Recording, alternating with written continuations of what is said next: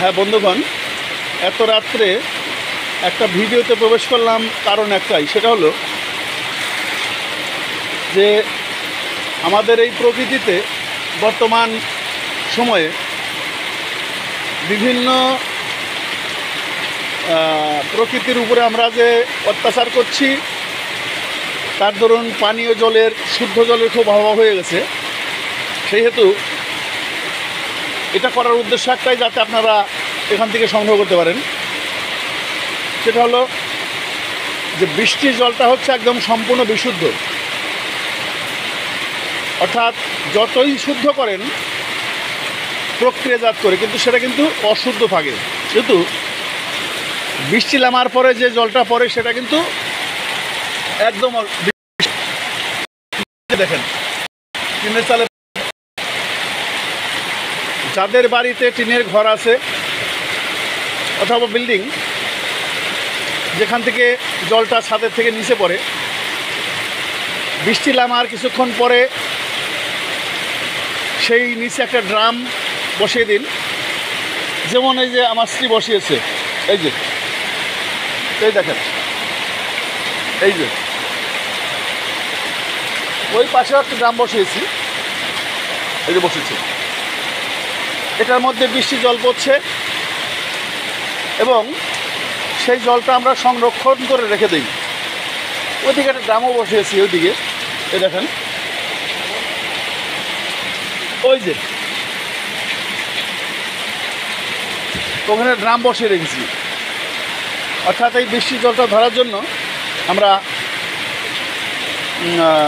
এই যে বালতি ড্রাম বসিয়ে রেখেছি। এবং এই যে দেখেন, এই যে পড়ে যাচ্ছে, উঠিয়ে দিই।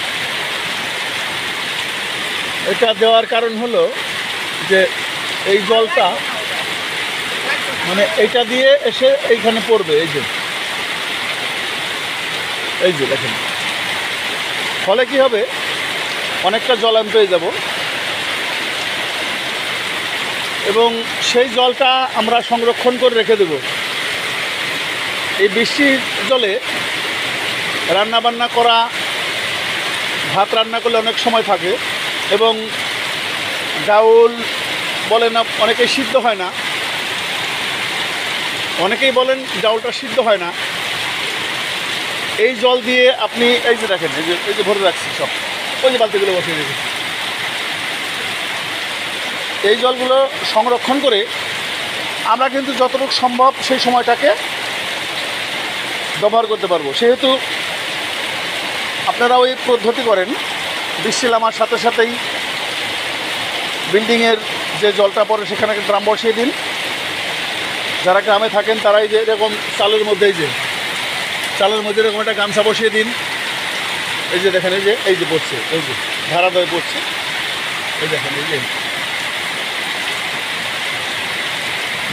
এভাবে আপনি এটাকে সংরক্ষণ করুন এবং রান্না বান্না বিভিন্ন কাজে আপনি এটা ব্যবহার করতে পারবেন এবং পানও করতে পারবেন। শুদ্ধ জল, প্রকৃতিতে শুদ্ধ জলের খুব বেশি অভাব। এই পদ্ধতি গ্রহণ করুন, দেখবেন আপনি উপকৃত হবেন, ফিল্টার করতে হবে না। ভালো থাকবেন, সুন্দর থাকবেন। আমার পরামর্শটা গ্রহণ করলে আপনি লাভবান হবেন।